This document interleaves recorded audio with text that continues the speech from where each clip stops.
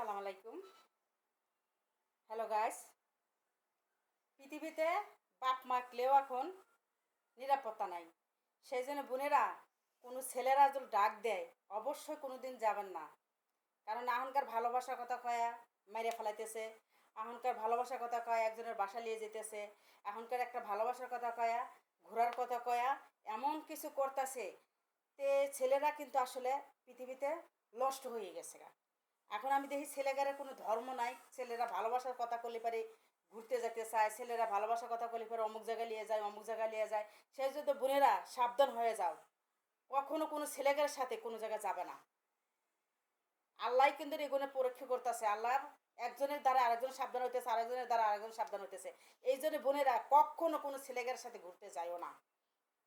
ইজ্জত বাঁচাইতে লাগে বহুত কিছু করবা।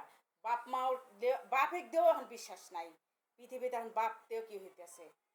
এই যে কালকে একটা দেখলাম, মানে বিয়ে বসে এক মহিলা মেয়ে আছে, ছেলেও আছে, তা বিয়ে বসে সেই বাপই ধর্ম মানে সৎ বাপ, সেই বাপই সেই মেয়ে নিয়ে যা বিয়ে করছে অন্য জায়গায়। এটা কি নিয়ম আছে?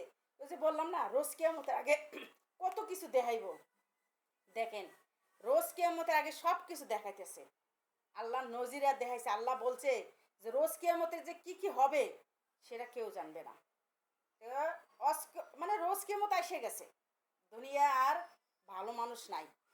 যাকে দেখবেন ভালো তার মধ্যেই ভেজাল। যাকে দেখবেন যে মধুর সুন্দর সুন্দর বয়ন ছেড়তেছে, সুন্দর সুন্দর কথা বলতেছে, তারই মধ্যেই ভেজাল। খবরদার বোনেরা, কখনো কারোর সাথে ঘুরতে চাইও না। প্রেমের ভালোবাসা করে উড়ে যাবা। যদি কেউ ভালোবাসতে চায় যে স্বয়ং আপনি প্রস্তাব দেন, আপনার সাথে আমি রাজি, যদি আমার ভালো লাগে আপনি প্রস্তাব দেন, আমি বিয়ে করবো। এটা হলে হয় ওই আর না হলে আপনার সাথে ঘুরতেও পারবো না, ই করতে পারবো না। আর কথা করতে পারবো মোবাইল ছাড়া, আমি কথা করতে পারবো না। কোনো জায়গায় যাইতেও পারবো না, কোনো জায়গায় করতে পারবো না। কারণ আমাকে জানেন নিরাপত্তা নেই। আমরা নারীরা অসহায়, পুরুষরা আগারে কিছু হয় না। এই দেখেন, বউ আছে ঘরের মধ্যে, বউ থাকতেই লিয়া যায়া একটা শিশু বাচ্চা 7 বছরের, সেই বাচ্চাটা কি ঘটনাটা করলো, এটা কি নিয়ম? আরে মহিলা, তুইও তো নারী, কিন্তু এটা করা ভুল। আল্লাহ নিজেই বলছে যে কাক কখন কোন উসলায় মারাবো কেউ জানবে না। এটা আমরা যতই কই, এটা কি আল্লাহ পাঠাইছে স্বয়ং।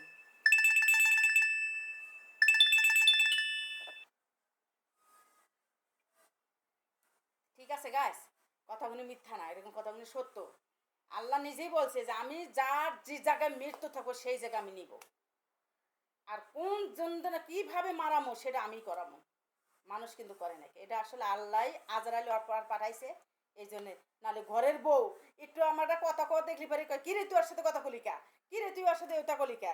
আর দেন ঘরের বউয়ের সামনে একটা ছোট শিশু বাচ্চা ইজ্জত লিছে, আবার মারা সহজতি করছে। তাহলে বোঝেন, আল্লাহ যদি আজরাইল না পাঠাইতো তা মারতে পারতো না। ঠিক না গাছ? তো এটা আসলে আমরা মানুষের ভুল কই। আল্লাহ স্বয়ং সব কিছু করায়, আল্লাহ ছাড়া কিছুই চলে না। তারপরে নিজে সাবধান হতে হবে। সাবধান না হলে ই হবো না, নাহলে আমরা জায়গায় জায়গায় যা আমরা মারা যাবো। তো হ্যালো গাইস, কথা যদি ভুল হয়ে থাকে ক্ষমার দৃষ্টি দেখবেন, কিন্তু বাস্তব। আল্লাহ হাফিজ।